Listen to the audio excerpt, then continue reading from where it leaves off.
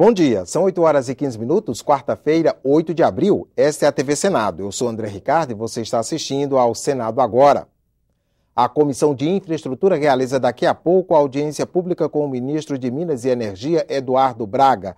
A repórter Mariana Abreu está ao vivo na porta da sala de reuniões da comissão e traz ao vivo os detalhes. Bom dia, Mariana. Bom dia, André. Os planos e as prioridades do Ministério de Minas e Energia para 2015. Esse é o foco da audiência pública que a Comissão de Infraestrutura realiza logo mais. Quem conversa com a gente sobre o assunto é o presidente da comissão, o senador Garibaldi Alves Filho. Bom dia, senador. O convidado é o ministro Eduardo Braga, de Minas e Energia. E qual que é o objetivo desse debate? O objetivo desse debate é justamente termos, com a palavra do ministro, uma tranquilidade com relação ao fornecimento de energia em todo o país para as pessoas e para as atividades econômicas. E, ao mesmo tempo, cogitarmos com ele de novas perspectivas com relação a energias renováveis, como é o caso da energia eólica, como é o caso da energia fotovoltaica, como estão os planos do Ministério com relação a essas alternativas. O ministro também pode ter que responder perguntas sobre um pedido de informação do senador Álvaro Dias, que quer saber detalhes sobre um empréstimo do Banco de Desenvolvimento da China à Petrobras, no valor de 3,5 bilhões de dólares. O objetivo é ter detalhes desse empréstimo, senador? Olha, nós não sabemos o que é que será perguntado. Na verdade, o presidente da Petrobras já foi convidado pela comissão para estar presente. Eu não sei se esse seria o dia ideal para um debate dessa natureza, mas vamos esperar. Obrigada, senador, pela entrevista e bom trabalho. Voltamos ao estúdio. Obrigado, Mariana. Veja agora a agenda de outras comissões do Senado para amanhã desta quarta-feira. Na primeira parte da reunião, a Comissão de Assuntos Sociais vota projetos, entre eles o que permite a redução do intervalo para descanso e alimentação do empregado por meio de acordo ou convenção coletiva. Depois, o colegiado ouve em audiência o ministro da Saúde. Arthur Quioro deve expor os principais problemas e as prioridades da pasta. Também deve falar sobre denúncias envolvendo o programa Mais Médicos.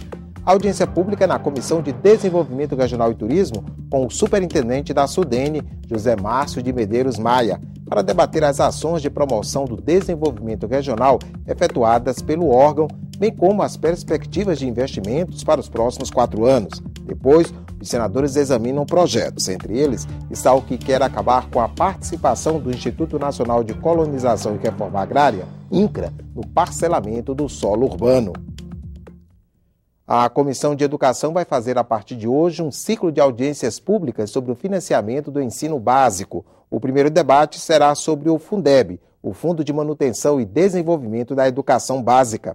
É por meio desse fundo que a União transfere recursos aos estados que não conseguem aplicar o valor mínimo de gastos por aluno definido nacionalmente. O Fundeb tem vigência até 2020. Os senadores vão discutir com especialistas em educação e representantes dos municípios as possibilidades de prorrogação e as reformulações necessárias. Qualquer alteração no fundo precisa ser feita por uma reforma constitucional nos próximos 5 anos. Discutir o Fundeb agora significa a gente discutir os destinos da educação básica no nosso país. Porque, repito, o Fundeb, ele é sim uma política muito importante para promover a inclusão educacional no nosso país, quando ele trata exatamente da política de financiamento da creche até o ensino médio.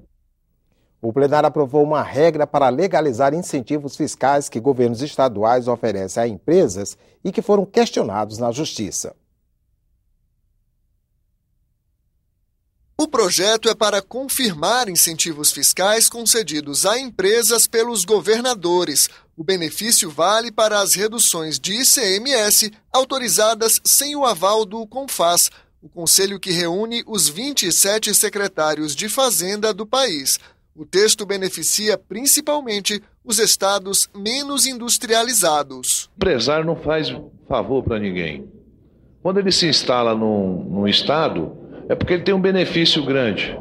Senão ele vai todo para a região onde tem um consumo maior, onde tem um poder aquisitivo maior, que é o estado de São Paulo. Para senadores de São Paulo e Rio de Janeiro, a proposta não resolve o problema da guerra fiscal. Eles defendem a aprovação de outras medidas, como a unificação da alíquota do ICMS interestadual em 4%. Esses temas teriam que ser votados, teriam que ser negociados conjuntamente. Governadores e empresas saberiam que, ao ter sido convalidados os incentivos, sem acabar com a guerra fiscal, com certeza estariam estimulados a fazer mais guerra fiscal, à espera de uma futura convalidação. Pela regra atual, os incentivos fiscais devem ser autorizados pelo CONFAZ por unanimidade, o que nunca aconteceu.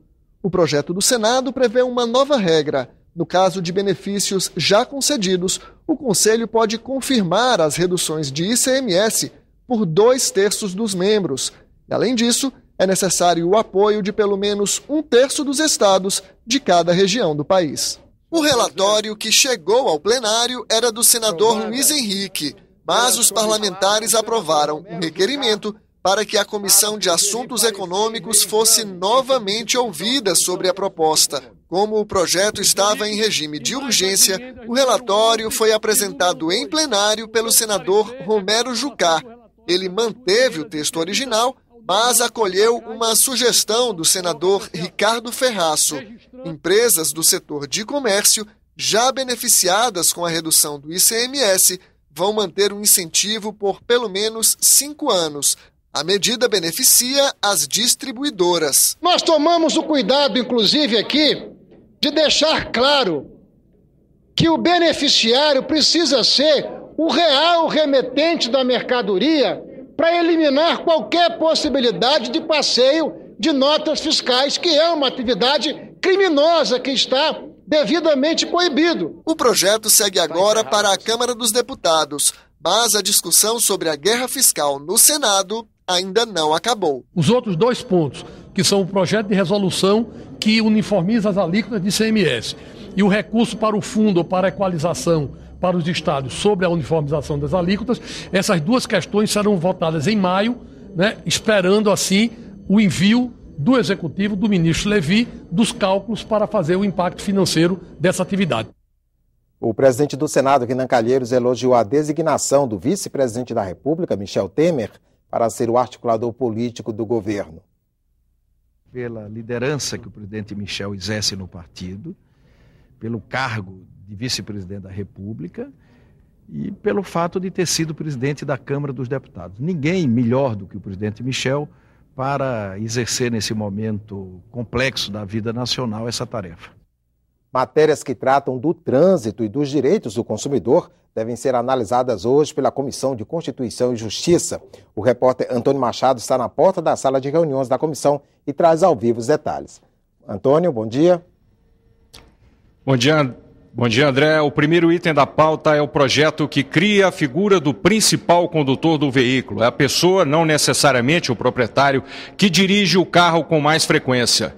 Ele será registrado no Departamento Estadual de Trânsito e passará a ser automaticamente o responsável por todas as infrações atribuídas ao automóvel.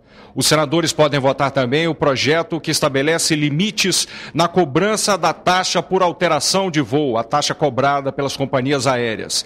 Essa taxa será de 5% se o pedido for feito pelo passageiro com pelo menos 5 dias de antecedência e 10% nos demais casos.